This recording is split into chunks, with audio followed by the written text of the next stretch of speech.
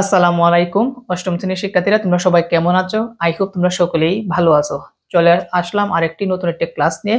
আজকের এই ক্লাসে তোমাদের অষ্টম শ্রেণীর গণিত বইয়ের একাদশ অধ্যায় তত্ত্ব ও উপাত্তের আজকে আমার পর্ব নাম্বার হচ্ছে 6। অলরেডি আমি 5টা পর্ব সমাধান করেছি, তোমরা এগুলো দেখে নিবা। তো এই 6 নাম্বার পর্বে তোমাদের আজকে যে বিষয়ের উপর ক্লাস করবো সেটি হচ্ছে মদ্যক। কেন্দ্রীয় প্রবণতা কয়টি ছিল? 3টি ছিল। একটা হচ্ছে গাণিতিক গড়, সমাধান করা শেষ। আজকে হচ্ছে কি মদ্যক নিয়ে আলোচনা করব। তো খুবই মনোযোগ দিবা, এই মদ্যক, গাণিতিক গড় এগুলো কিন্তু তোমাদের পরীক্ষার মধ্যে থাকবে।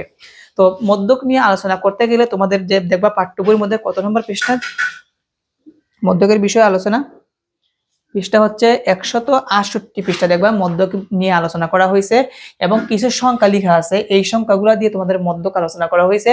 আর এই যে এখানে কিছু উপাত্ত, এখানে কিছু উপাত্ত আছে, এই দুইটা উপাত্ত দিয়ে তোমাদের মদ্যক বিস্তারিতভাবে আলোচনা করা হয়েছে। সেই জন্য আমি এই উপাত্তগুলো বোর্ডের মাধ্যমে লিখে নিলাম। তো দেখো, প্রথম যে এখানে উপাত্তগুলো আছে, এই উপাত্তগুলো আমরা কি নির্ণয় করব? মদ্যক নির্ণয় করব। কি নির্ণয় করব?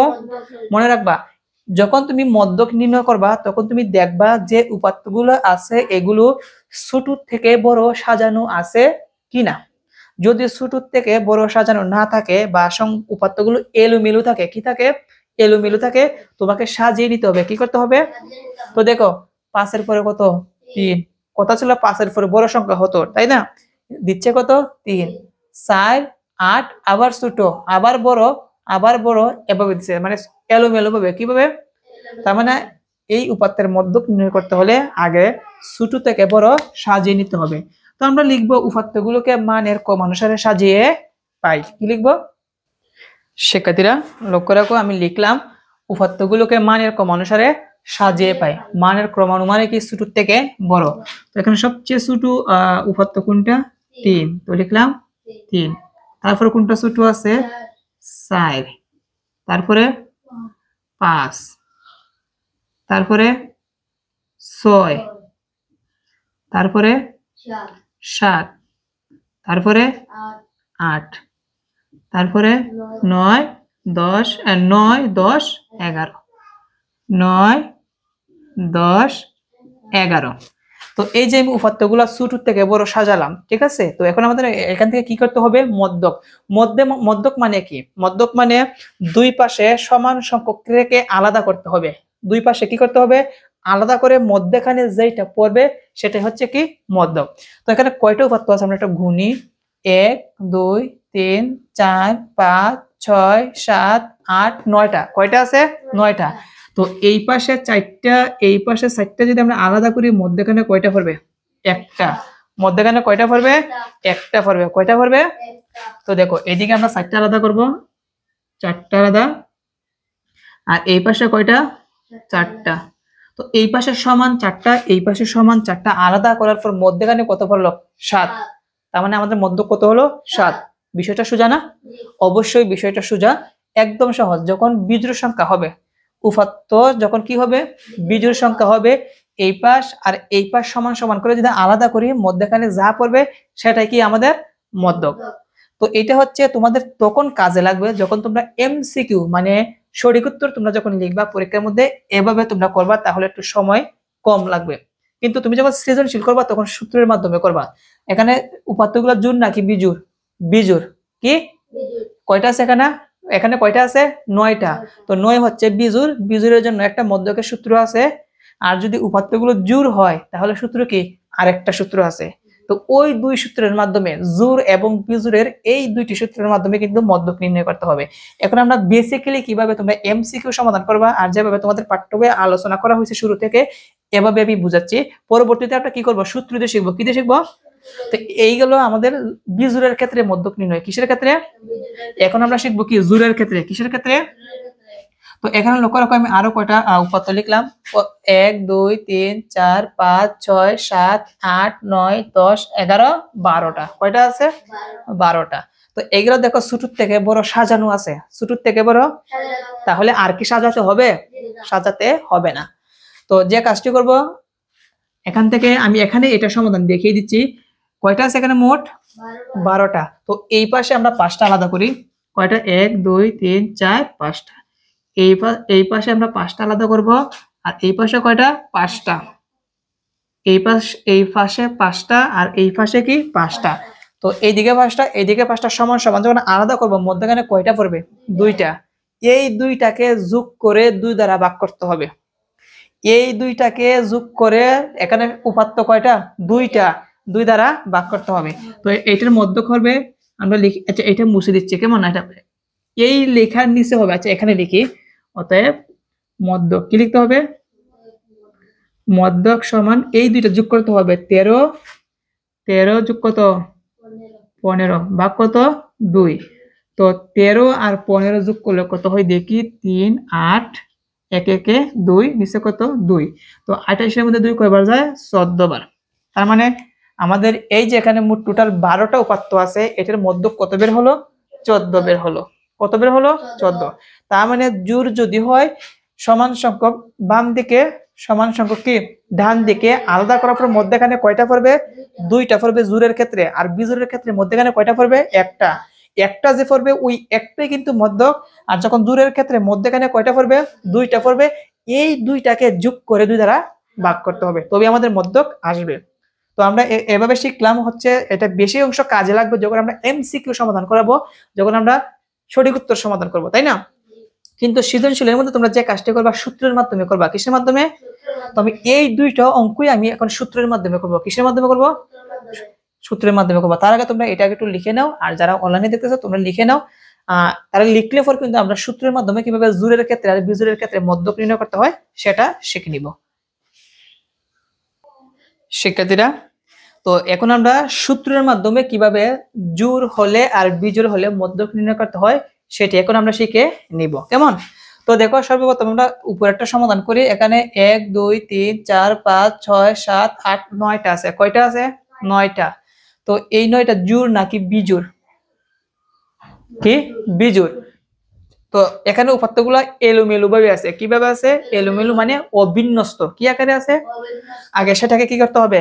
বিন্যস্ত, মানে ছোট থেকে বড় আগে সাজাতে হবে। সেই জন্য লিখবো উপাত্তগুলোকে মানের ক্রমানুসারে সাজিয়ে পাই।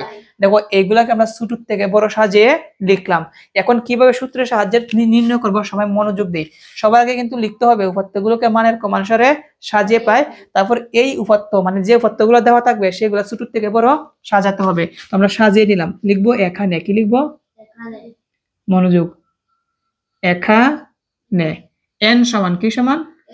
n কয়টা মোট? 9টা। কয়টা? 9। আচ্ছা 9 জোড় নাকি বিজোড়? আমরা ব্র্যাকেটের ভিতরে লিখে দিব যা বিজোড়, যা বিজোড়, যা বিজোড়। তো বিজোড় হলে সূত্র হয় একটা, আর জোড় হলে সূত্র হয় আরেকটা। তো আমরা কি লিখবো? অতএব মধ্যক সমান, কি লিখবো? মধ্যক সমান। তো বিজোড় হলে মধ্যকের সূত্র আমরা একটা লক্ষ্য রাখি, n + 1 ভাগ 2 তম পদ। কি সূত্রটা কি? n + 1 ভাগ 2 তম পদ। এটা হচ্ছে আমাদের কিসের সূত্র? বিজোড় হলে। কি হলে? তো সমান নিচে কি দিব? সমান n মানে কত? 9 যোগ কত? 1 ভাগ কত? 2 তম পদ। তো 9 আর 1 যোগ করলে কত হবে? 10, নিচে হচ্ছে 2 তম পদ সমান 10 এর মধ্যে 2 কয়বার যায়? 5 বার। তার মানে 5তম পদ। কয়তম পদ? 5তম পদ। এখন আমরা লিখে দিব 5তম পদ হলো। কি লিখবো? তো লিখবো সুতরাং। কি লিখবো? সুতরাং। সুতরাং কয়তম পদ? 5তম পদ হলো। 5তম পদ হলো। 5তম পদ মানে কি? 5 নাম্বার সংখ্যাটা আমরা গুনবো কত নাম্বারে আছে, তাই না? তো এটা কত নাম্বার? 1 2 3 4 5। 5 নাম্বারে কত হলো? 7। আমরা লিখবো 5তম পদ হলো 7। এটাই আমাদের মধ্যক। এটা কি? আমাদের মধ্যক। তোমরা লিখো, অতএব নির্ণয় মধ্যক। নির্ণয় মধ্যক কত? 7। এটাই আমাদের উত্তর। তো শিক্ষার্থীরা, এর আগে যখন আমরা সূত্র না দিয়ে দুই পাশে আলাদা আলাদা করে আমরা দেখছিলাম মধ্যখানে কত পড়ছিল? 7 পড়ছিল। এখন কি হলো? 7ই হলো। তার মানে সূত্র দিয়ে করলে যে মান বের হবে, সূত্র ছাড়া করলে কি হবে? একই মান বের হবে। তোমরা সবাই বুঝতে পারছো আশা করি। তো এটা হচ্ছে আমাদের বিজোড়ের ক্ষেত্রে কিভাবে মধ্যক নির্ণয় করব আমরা আশা করি তোমাদের ভালোভাবে শেখাতে পেরেছি। যততম পদ বের হবে, তোমরা যদি এখানে 7 বের হতো দেখতা 7 নাম্বার সংখ্যাটা কত, 1 2 3 4 5 6 7, এভাবে গুনে গুনে দেখতা। বুঝতে পারছো? তো আমাদের বিজোড়ের ক্ষেত্রে শেষ, এখন আমরা জোড়ের ক্ষেত্রে শিখবো। তার আগে তারা এটা তুলে নিক। শিক্ষার্থীরা, এখন লক্ষ্য রাখে আমরা পরবর্তী অঙ্কটা সমাধান করব, মধ্যক নির্ণয় করব জোড়ের ক্ষেত্রে। তো এখানে কিন্তু উপাত্তগুলো কিন্তু ছোট থেকে বড় সাজানো আছে, কিন্তু তোমাদের এক্সামের মধ্যে কিন্তু ছোট থেকে বড় সাজানো থাকবে না। যে কাজটি করতে হবে, উপাত্তগুলোকে মানের কম অনুসারে সাজিয়ে প্রায় ছোট থেকে বড় সাজিয়ে নিতে হবে। এখন কিন্তু সাজানো আছে ছোট থেকে বড়, কিন্তু এক্সামের মধ্যে কি থাকবে, এলোমেলো থাকবে। তোমাকে সুন্দর করে ছোট থেকে বড় সাজিয়ে নিতে হবে। তারপর আমরা লিখবো এখানে n সমান, কি লিখবো, তো কয়টা, 1 2 3 4 5 6 7 8 9 10 11, মোট 12টা। কয়টা আছে, তো লিখবো এখানে n সমান কত, 12। জোড় নাকি বিজোড়, লিখবো যা জোড়, যা জোড়। তাহলে জোড় হলে সূত্র হয় একটা, আর বিজোড় হলে সূত্র কি হয়, আরেকটা। যেহেতু জোড়, তো জোড়ের সূত্রটা সবাই একটু মনোযোগ দেই, সবাই মনোযোগ আমার সাথে, সবাই তোমরা বলো n/2, n/2 তম পদ কি, তম পদ, যোগ কি, যোগ। তোমরা বইয়ের মধ্যে কিন্তু যোগ দেওয়া নাই, লাস্টে লেখা আছে তম পদ দুটির সমষ্টি বা যোগফল। এইভাবে লিখলে যে কথা, এভাবে লিখলে কি একই কথা। তারপরে আবার লিখবো কি, n/2 কি, n/2 প্লাস 1 কি, তম পদ কি, তম পদ, ভাগ কত, 2।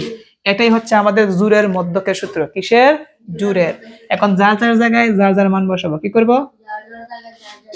লক্ষ্য রাখি, এটা কি n, n মানে কত, 12, নিচে কত হবে, 2, তম পদ প্লাস কি, তম পদ প্লাস আবার n, n মানে কত, 12, নিচে কত, যোগ কত, 1, তম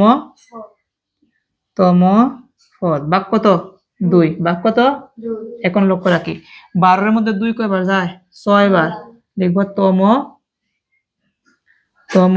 পদ, যোগের জায়গায় যোগ।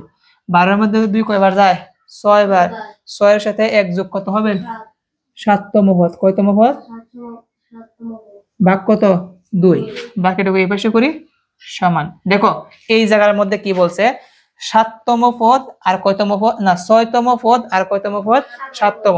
তো 6তম পদ মানে কি, 6 নাম্বার সংখ্যাটা। তো দেখো 1 2 3 4 5 6, 6 নাম্বারটা কত, 13। আবার কততম পদ বলছে, 7তম। 1 2 3 4 5 6 7, 7 নাম্বার কত, তো এই 13 আর 15 কি করতে হবে, যোগ করতে হবে। তো লিখবো 13 যোগ কি, 15। দেখো আগে কিন্তু যখন আমরা সূত্র ছাড়া সমাধান করছিলাম, এই পাশে 5টা এই পাশে 5টা আলাদা করার পর মধ্যখানে কয়টা পড়ছিল, 2টা। এই 2টা কি কি ছিল, 13 আর 15। এখনো দেখো কত, 13 আর 15। তার মানে আগেরটা আর এখনটা সেম, শুধু সূত্রটা আলাদা। কি সূত্র আলাদা। ভাগ কত, 2। তো 13 আর 15 যোগ করলে কত হবে, 28। ভাগ কত, 2। 28 কে 2 দ্বারা ভাগ করলে কত হবে, 14। আর এটাই কি আমাদের নির্ণয় মধ্যক। লিখব অতএব নির্ণয় মধ্যক, লিখে নাও। অতএব নির্ণয় মধ্যক 14, নির্ণয় মধ্যক 14। এটা হচ্ছে আমাদের নির্ণয় মধ্যক, এটাই আমাদের উত্তর।